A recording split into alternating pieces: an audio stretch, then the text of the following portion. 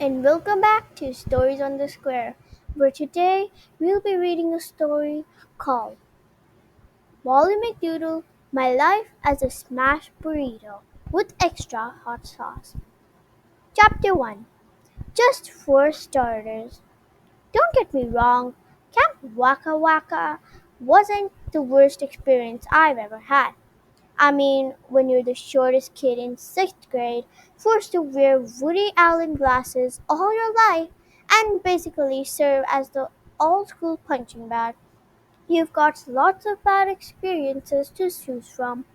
But Camp Wacko, that's what we call it for short, definitely rated right up there in the top 10. I knew I was in trouble the moment I stepped into the campus.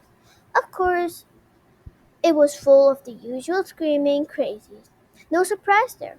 I mean, you take the politest kid in the world and put him on the campus, and he goes bonkers. Count on it. It's like a law or something. What caught me off guard was the flying peanut butter and jelly sandwich.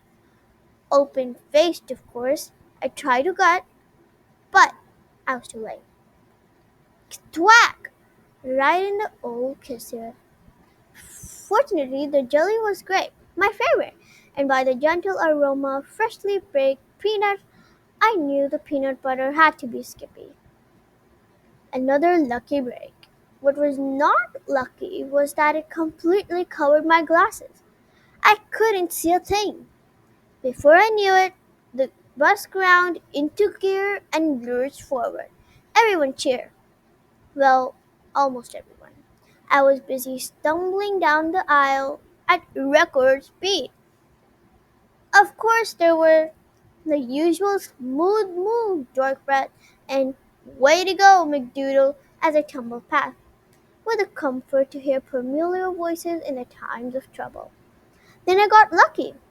Through the peanut butter, I caught a glimpse of an empty seat towards the back. It looked like a little doing and bouncing off a couple campers. Oh, ick!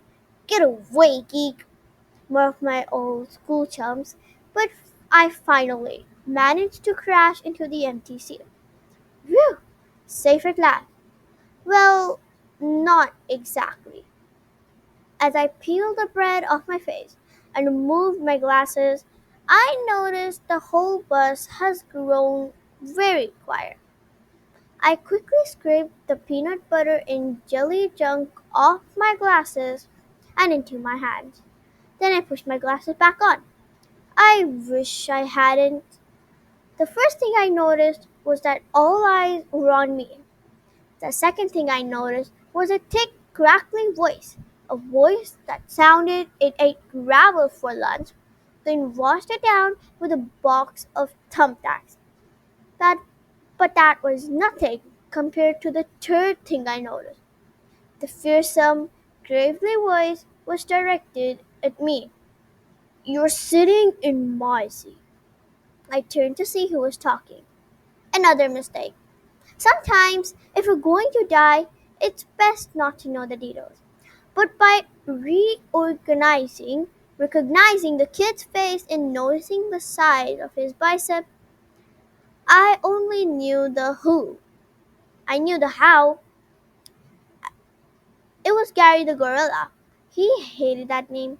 In fact, he did bodily harm to anyone he heard using it. But it was all anyone knew him by. We'd never officially met, but I recognized his picture from the papers. Or maybe it was the post office. Or maybe both. It didn't matter where. The point is, once you saw it, you never forgot it. And you always go out of your way to avoid it. That's okay, I thought. Don't panic. Turn on some of that world's famous McDoogle charm. Be his friend. Yeah, that's it. The poor guy probably just misunderstood. Maybe if somebody reached out to him and tried. "Hi there," I said, reaching to shake his hand. "My name is Wally McDoodle. I don't know whether I stopped because of that look on his face or the gasp from his crowd. When I glanced down at our handshake, I saw the problem. I had just transferred all of the peanut butter and jelly gunk into from my hand into his. Oh, sorry, Mr. Gorilla. That is, I mean, with one swift move, he had me by the collar. Next, I was on high above his head and pressed slightly to the ceiling of the bus. Suddenly, my whole life passed out before my eyes. Well, it wasn't my whole life, mostly just the part how I got into this predicament. It all started with Dad less than 8 weeks ago. Don't worry, he shouted, leaning over the lawn mower as I fought to empty the grass catcher. Church camp will be great for you. But Dad, especially that 2-day canoe trip, get you out in the wild, away from the luxuries of the big city. But Dad, new challenges, new adventures, Dad, and most important thing of all. Uh-oh, I thought, here it comes. It will make you a real man. A real man. That seems to be Dad's whole purpose in my life lately. Maybe it had to do with him being all gay or something, or other back in his high school football days. Or maybe it was because Bert and Brock, my older twin brothers, won every sports trophy they could get their sweaty paws on. Or maybe it was because I made the mistake of telling everybody at dinner one night that I wanted to be a writer. A writer? Dad winced. Yeah, but not just a writer, a screenwriter. You know, like movies and stuff. Yeah, but a writer? The word stuck in his throat like Aunt Martha's overcooked chicken. Sure, lots of people do that. But a writer?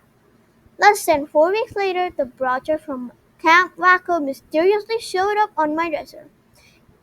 It wasn't long before the camp found its way into our daily conversation. It made no difference how I argued. Somehow, someway, just 4 weeks later, I found myself loading my bags into the car and heading for the church bus. You sure you need that computer thing? Dad asked as he suspiciously eyed the laptop I was carrying to the car. Sure, Dad. I tried to sound matter of fact. It will, uh, um, it will help me to take notes on all the outdoorsy stuff I learned. Was all he said. I pulled the computer closer to my side. This could get messy. He stood beside the car and slowly crossed his arm. Please, God, I prayed. Not old Betsy, too. Old Betsy. That's what I called my computer. Finally, Mom spoke up. I think he should take it, Herb. It's one thing to ship the boy off to camp against his will, but to take away his computer, I didn't say we should. Dad had. It's just with all the new experiences he will be having, I wonder if it's really necessary to. I really think he should take it, Herb. Now everyone in our family knows what it means when Mom says really like that. It means her mind is made up. Oh, sure, Dad could still have his way. After all, he is the man of the house. But if he did, it meant he had to pay for it in the days to come. Little things like cold dinners, burnt toast, or finding starch in his underwear. You know, deals like that. It was just a suggestion he offered as we threw the rest of my bag into the trunk. Thanks, Mom. I grinned and climbed into the car. No sweat, kiddo, she said, sticking her head through the open window and giving me a goodbye kiss. But you owe me. Put it on my bill. Dad started the car, but before we pulled away, Mom went down her list of usual mom things. You know, like stuff, stuff like I expect you to wear your pajamas, tops and bottoms. Yes, Mom. Don't forget to change your underwear. Yes, Mom. Don't forget to floss. Remember, healthy gums are happy gums. Son, now it's Dad's turn. But instead of a long lecture, he reached over, pulled his powerful hand on my shoulder, and looked at me straight in the eye. I knew it was going to be something profound, something deeply moving, something I'd remember the rest of my life. Son, he repeated to build up the suspense. Then, after the deep breath, he continued, think manly thoughts. I did my best. to smile. He gave me a reassuring nod, put the car in gear, and off we headed for the bus. That was just half an hour ago, and now 30 short minutes later, I was pinned to the roof of the bus by Gary the gorilla. So is this what it feels to die? Not so bad. Of course, it would be better if he'd let go of my collar so I could breathe. Still, on the McDoogle pain scale of 1 to 10, this is only a. Suddenly, an idea came on mind. I reached down to his meaty hand, the one wrapped in my throat, and scraped the rest of the peanut butter and jelly from it. Next, I began to eat the stuff. The idea was to get him to laugh, to show him that I was just a stupid geek and this was all a stupid geek accident. Unfortunately, he didn't laugh, but the rest of the bus did. And as I chuckled, Gary, being the insecure kind of Wally he was, naturally thought they were laughing at him. His grip around my neck tightened. Now I gotta admit, I didn't exactly remember praying. Sometimes when you're busy dying, you forget a little to you like that. But suddenly, out of the blue, I heard this voice. Put him down, Gary. At first I thought it was God, or at least one of those archangel guys we hear about in the Sunday school. After all, this was a search first going to church camp. When I turned, it was on the counselor. Still, beggars can't be choosers. I just take what I could get. Gary gave the man a glare, but the counselor stayed cool and calm. Put him down, the man repeated. I gave my glasses a nervous little push back onto my nose. Unfortunately, it was with the hand still dripping in peanut butter and jelly. I noticed an exceptionally large glob of goo starting to fall. I tried to catch it, but I was too late. Splat! From high above, it nailed Gorilla Boy right in the face. The bus broke into an even louder laughter. People never laughed at Gary, at least not to his face. At least no one who lived to tell about it. And to have happened twice in a row was unthinkable. But instead of enjoying the experience as something to treasure and remember, Gary turned beet red. The muscles in his neck began to tighten and quiver. He turned the rest of the birds and gave him his world's famous duck glare. The rest of the bus stopped laughing. Come to think of it, they may have stopped breathing. Finally, the counselor voice broke the silence.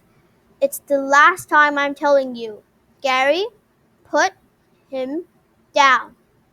Slowly, Gary turned his head and directed his death glare at me. I could almost feel the plastic rims of my glasses melt. And he dropped me. I hit the floor like a sack of potatoes. But at least a living sack of potatoes. For that, I was grateful. I was not grateful for Gary's final words to me. I am not going to forget this, Weasel. No one makes a fool of me. No one. And that's all for today. Chapter 2 will be in the next video.